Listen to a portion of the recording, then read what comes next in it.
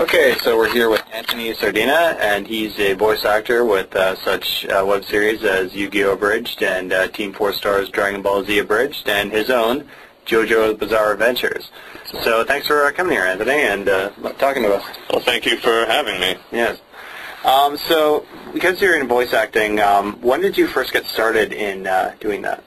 Well, I guess I started really young. Like, my parents would often rent me these Charlie Brown cartoons, and I was always see Snoopy, and I noticed Snoopy never had a voice. So, for fun, me and my sister would always, like, just sit down and we'd, like, speak over the unspoken lines, and sometimes even when I was just bored watching TV, I'd mute the TV and I'd just voice over it.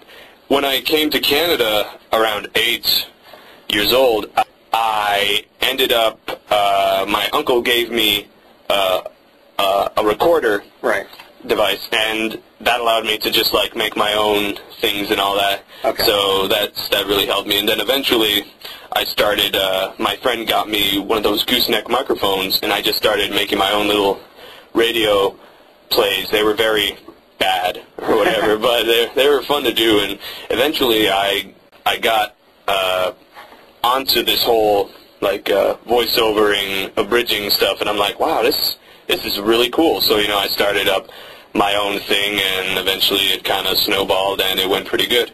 So how did you become a part of Team 4 Star and some of the other guys? How I got a part of Team 4 Star was when I first saw them.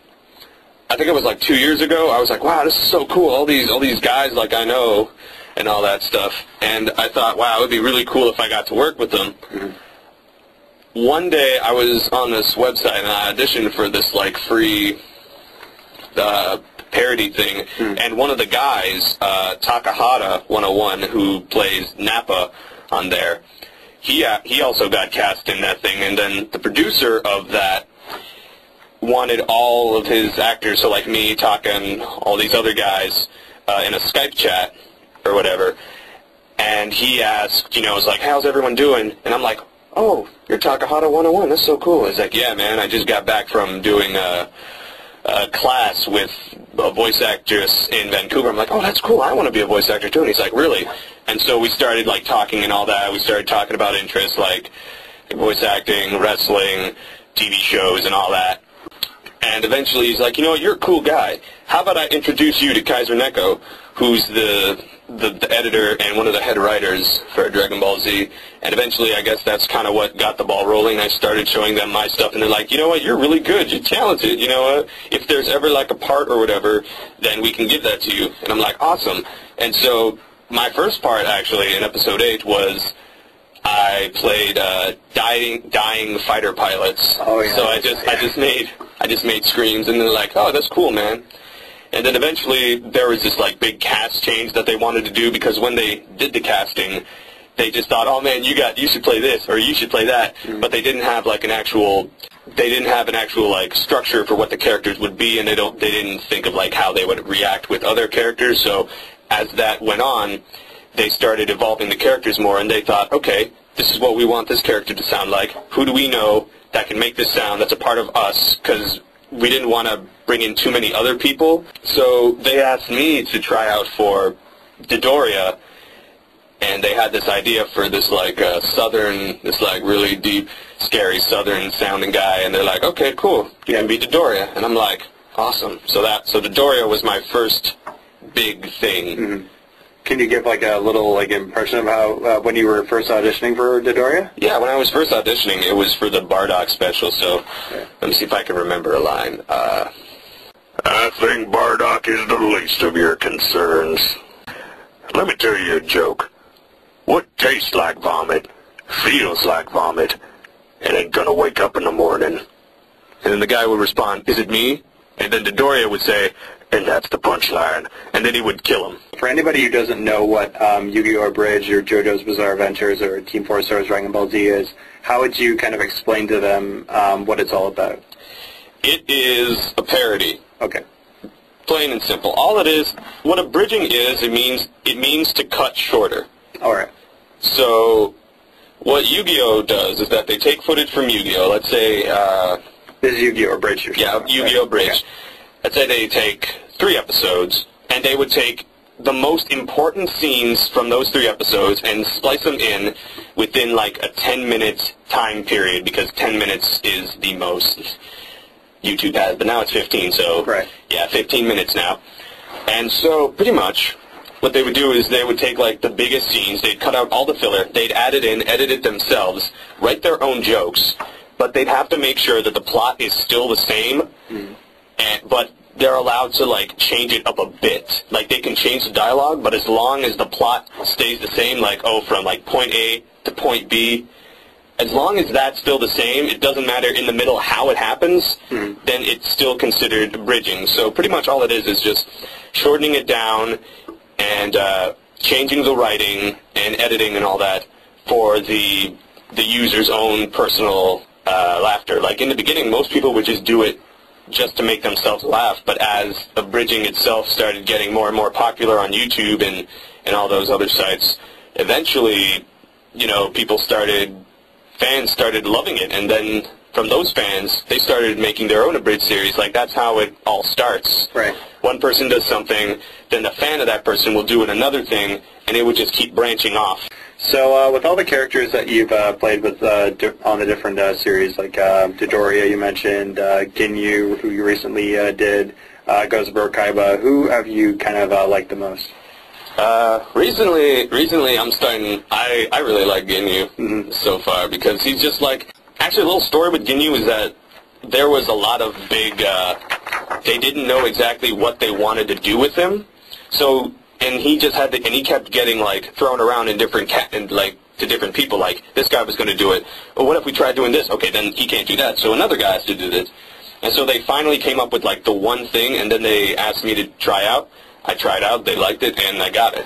So can you take us on a little bit of a step-by-step process of how you prepare yourself for when you're about to do like some voice recording for stuff like that? What I usually do is I open up Audacity, right, which is a recording program, and I actually have this little box of like a cardboard box with like foam on like each side, like on the left and the right and on the top, so that way I could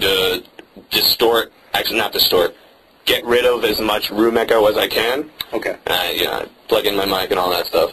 And usually for rehearsals, I would breathe in, like I do like a, and I just like let it come out of my mouth. Like I wouldn't push it or anything. I just let it come out. And then I would also try the whole like I try and make like funny faces or whatever, so that way my mouth and like my entire face or whatever is free. That way it's like stretching before you're about to do sports or anything like that. That's really all it is, because if you're just like stiff and while you're talking and like you're not animating yourself, then it's not the same. Okay.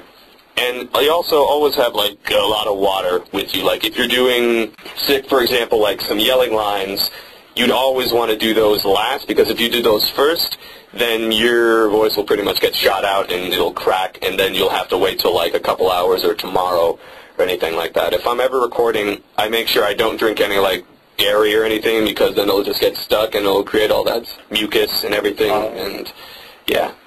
So when you're going for a character in one of these series, do you kind of look at them as a character first, or kind of a parody version of that original character?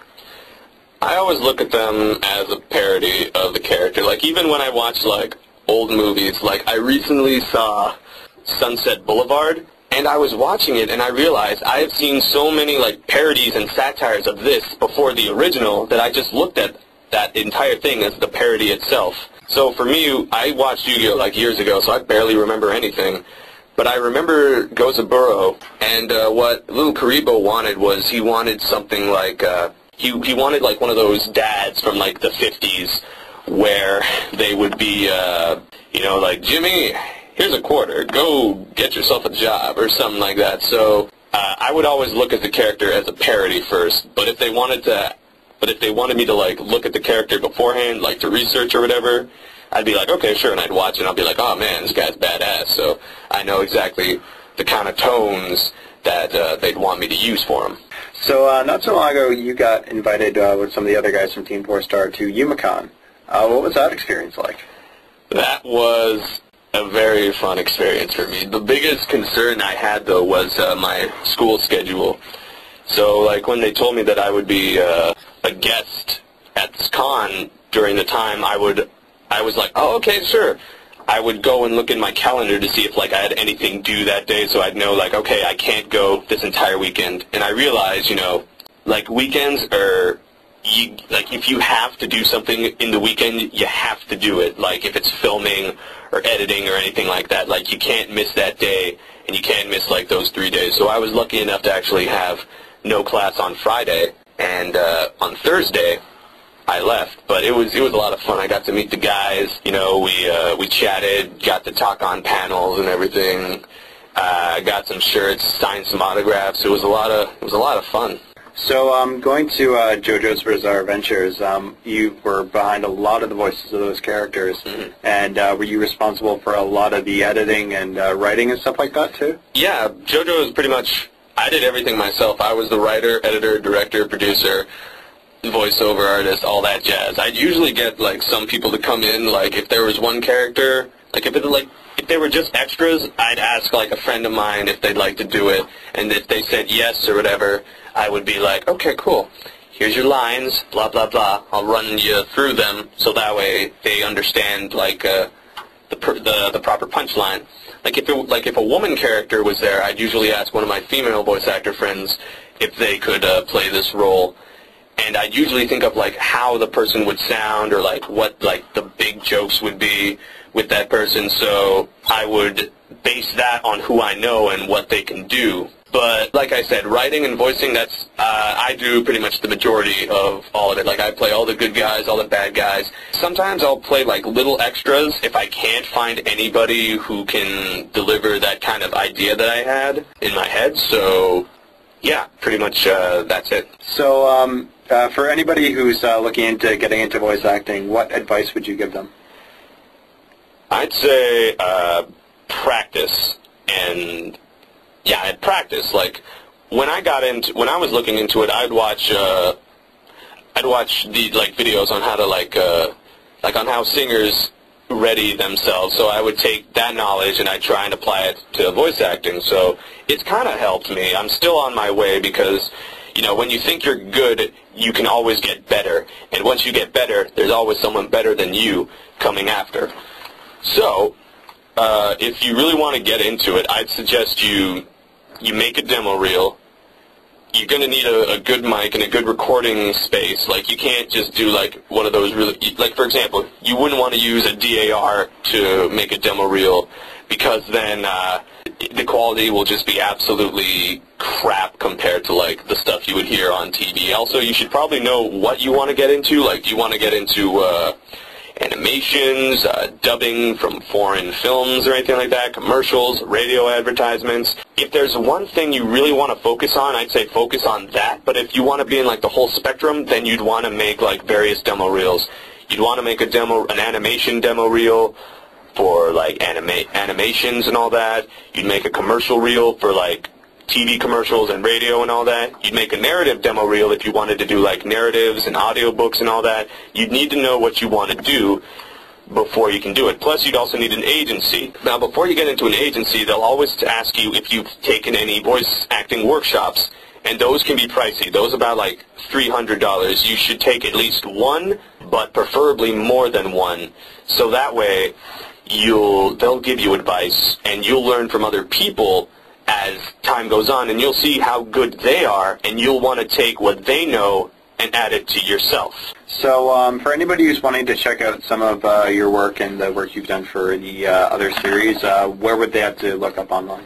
The majority of that is just YouTube, pretty much. If you wanted to look at my stuff, you just youtube.com/Antfish TAS. If you wanted to watch like Yu-Gi-Oh or anything, you do youtube.com/cardgamesftw. If you wanted Team 4-Star, it'd be youtube.com/Team 4-Star.